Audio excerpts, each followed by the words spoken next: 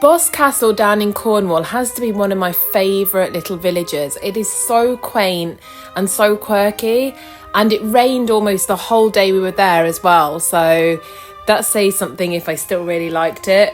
One of the unique things about this town is that a lot of the businesses are actually converted cottages, and they have a crooked, wonky appearance to them, even on the roofs as well. It just gives everything a very magical, quaint vibe about it.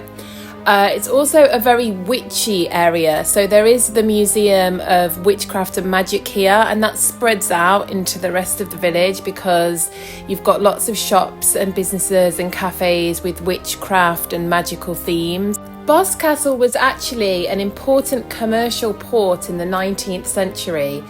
100 years ago, it was actually the only place where a boat could pull into harbour along 40 miles of the north coast of Cornwall. Back then, it was a very busy place with a commercial running port. There's also some sad history connected to Boscastle when flash floods in 2004 caused by exceptional rainfall devastated the village. They destroyed many homes and businesses and washed 100 cars out to sea. A lot of the artefacts in the museum were damaged as well, unfortunately. There's now a flood alleviation scheme in place to help deal with any excessive rainfall.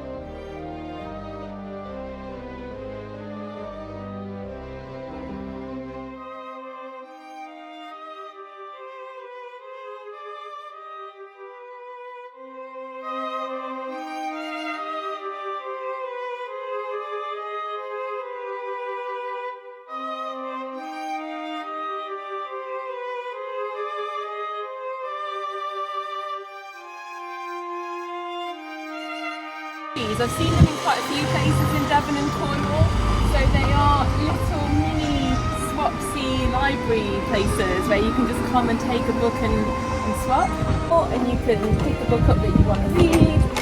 So, I don't know, the gods of war.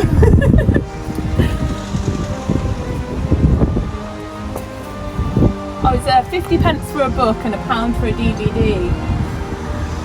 The other ones I'd seen, you actually swap books and it was free, but this one, you had to pay just a nominal amount if you wanted to take a book.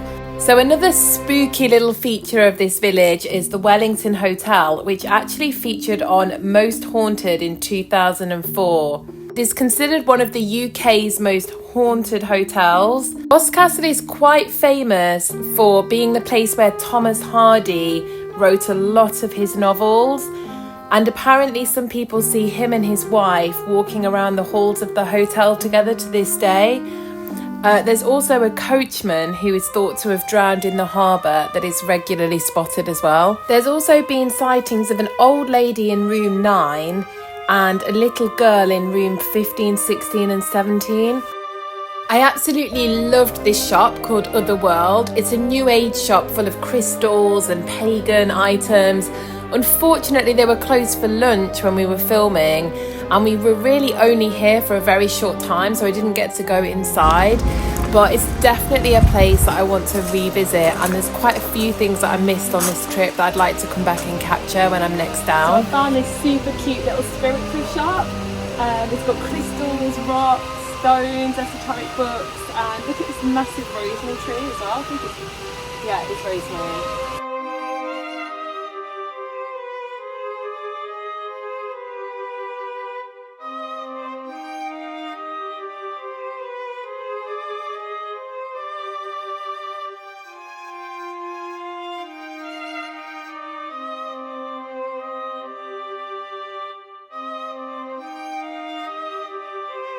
So Boscastle has a long history with witchcraft, and actually the witches of Boscastle were in the business of selling wind to sailors on the harbour.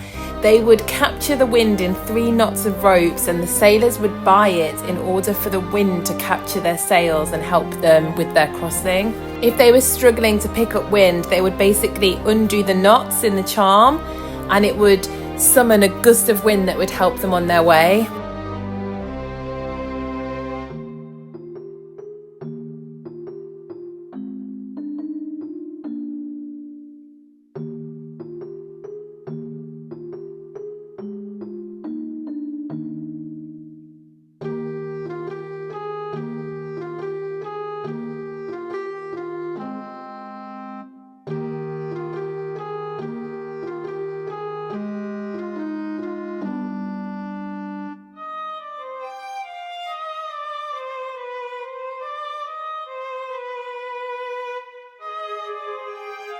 Although the National Trust don't actually have any properties here, they do have this second-hand bookshop and a cafe and a gift shop.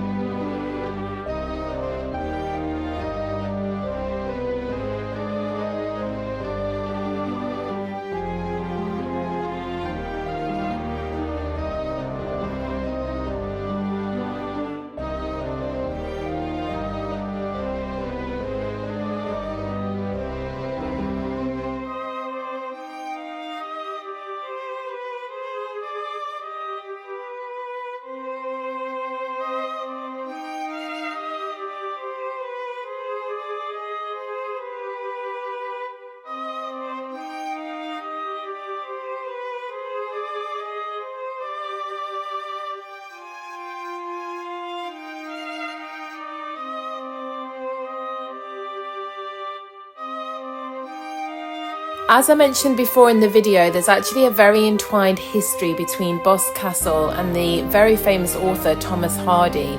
So when he was a young architect, he was working to restore the Church of St Juliet, which is very nearby, and it's here where he met Emma Gifford in the spring of 1870. Fell deeply in love over time, and Valency Valley and the surrounding area became the backdrop to much of their courtship. Thomas Hardy's third novel, A Pair of Blue Eyes, is actually set in St Juliet, and Emma was the heroine of this book. Sadly, their marriage did not last, but when Emma died in 1912, Hardy was absolutely consumed by remorse, and he returned to St Juliet and wrote the love poems in 1912 to 1913 in her memory. He also made a plaque for her in the Church of St Juliet. So one of the main attractions here is obviously the Museum of Witchcraft and Magic. I've done a whole video on this place, so I'm going to link it below, and I'm just going to leave you with a few clips.